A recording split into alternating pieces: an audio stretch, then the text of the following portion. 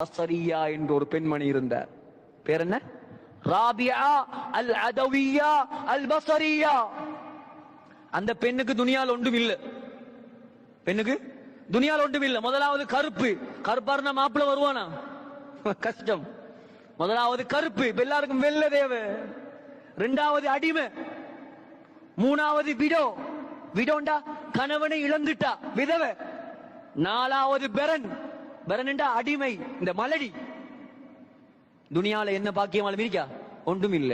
ஆனா ஒன்று இருந்துச்சு. என்ன? அல்லாஹ்வுடைய நெருக்கம் இருந்துச்சு. அல்லாஹ்வுடைய நெருக்கம் இருந்துச்சு. அந்த காலத்தில் வாழ்ந்த மிகப்பெரிய இமாம் யார்? ஹசனுல் பஸரி. சஹாபாக்கள் 4 பேருக்கு அந்த யார்? அபூபக்கர், உமர், உஸ்மான், அலி ரலியல்லாஹு அன்ஹும். அதே போல தாபிஈன்களில் 3 பேர் சிறந்தவர்.